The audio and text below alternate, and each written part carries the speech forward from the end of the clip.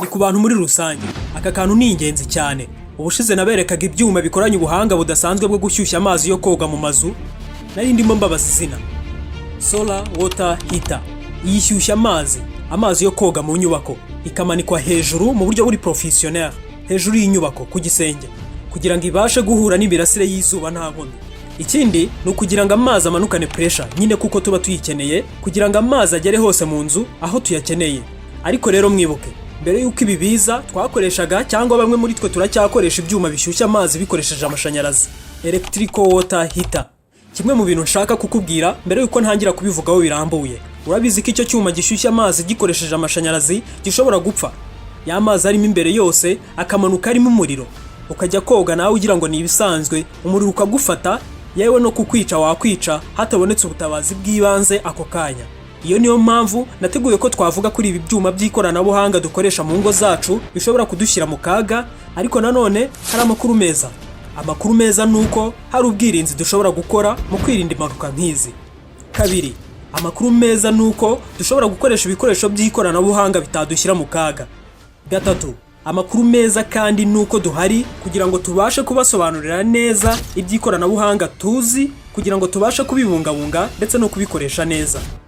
Nyuma y'ibyo rero ndagira ngo umenye ibi neza. Impamvu biriya byuma bishyushya amazi bikoresheje umuriro biteye impungenge kuba byakoreshwa nuko bishobora gutera impanuka zirimo nko kuba umuriro wafata umuntu igihe arimo gukoresha amazi avuye muri icyo cyuma. Amazi yahuye n'umuriro murabizi ko tuba tugiye muri risk, kubera ko amazi ni inzira nziza umuriro ushobora gutambukiramo mu buryo bwihuse cyane. Amazi ni good conductor of electricity. Kiriya cyuma kandi gishyushya amazi gikoresheje amashanyarazi, imbere muri cyo kigiramo resistance ikora ubushyuhe, internal heating element. Ni nko mu ipasi haba harimo resistance ikora ubushyuhe imbere kugira ngo ipasi ishyuhe. Igihe ibikikije iyo resistance byangiritse, ubwo ari materiel zidatambutsa umuriro ziba ziri hagati y'iyo resistance ndetse na tank irimo amazi. Iyo byangiritse bitera gutuma resistance y'ubwayo ifatana na tank irimo amazi.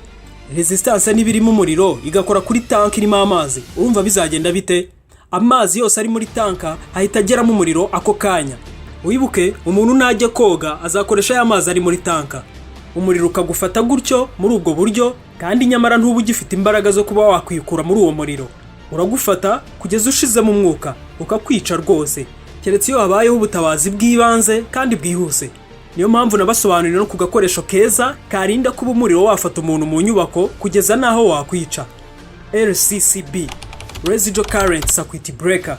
Aka iyo kesiteye mu nzu yawe hakabaho ikibazo nk'iki cy'uko umuriro wafata umuntu gahita kabyumva ako kanya, kagakupa umuriro wose mu nyubako, ikibazo kigakemuka gityo amahoro agataha. Ibaze rero udafite ubutabazi bw'ibanze nk'ubu. Urwo ni ku ruhande rwa electrical water heater. Reka turebe ku bantu bakoresha solar water heater. Izi nazo zishyushya amazi ariko mu buryo buri safe, ku buryo hatabaho accident nk'izo kuri electrical water heater. Izi zikoresha imirasire y'izuba nazo ziri mu moko abiri, passive solar water heater ndetse na active solar water heater. Uti zitandukaniye hehe? Iyiswe passive solar water heater ntabwo ikoresha amashanyarazi, byose ikoresha imirasire y'izuba. The systems rely on gravity or nature circulation. Ikindi, nta mpanuka zishobora kubaho ziturutse ku mashanyarazi. No risk of electrical shock, kubera ko ntikoresha umuriro. 100% turi safe ku bijyanye n'amashanyarazi kuri iyi passive solar water heater. Ushobora kwibaza impamvu abantu atariyo bakunze gukoresha.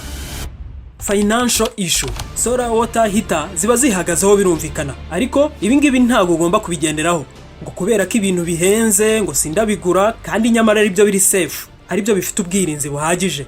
Hanyuma rero hakaza na active solar water heater, ikoresha igice kimwe cy'amashanyarazi, ikindi gice igakoresha imirasire y'izuba. Ni ukuvuga igihe hari izuba nko ku manywa hakoresha imirasire y'izuba, nta zuba rihari tugakoresha umuriro mu gushyushya y'amazi. Izi za active kandi zishobora kugiramo igice cya pumps, arizo zifasha mu gusunika amazi akagera hose dukeneye mu nzu. Ibi byose twavuze biba byiza kurushaho iyo bikorewe installation n'abantu koko babihuguriwe muri byo, professional technicians, mu kwirinda impanuka ndetse n'ibindi bisa nkabyo bituruka kuri ibi byuma bishyushya amazi. Dushobora kandi gukoresha weatherproof electrical connections.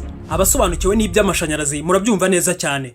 Tugakoresha kandi residual current devices, twadukoresha nababwiye RCCB, RCBO ndetse n'utundi. Nuza kuba uri gutekereza mu guhindura installation mu by'amashanyarazi cyangwa mu guhindura ibikoresho by'ikoranabuhanga bigezweho kandi byizewe, ntugatekereze ku biciro byabyo cyangwa se brand. Ibi byakorewe aha sinabikoresha, ibi birahenze, reka twitwarire kuri biriya bihendutse. Oya, tekereza ku bwirinzi bwawe. Irinde impanuka zishobora guturuka ku mashanyarazi, urinde umuryango wawe. Nko kuri izi za water heater wakoresha rwose iz'umurasire. Solar water heater. Njye nitwa Jean Claude.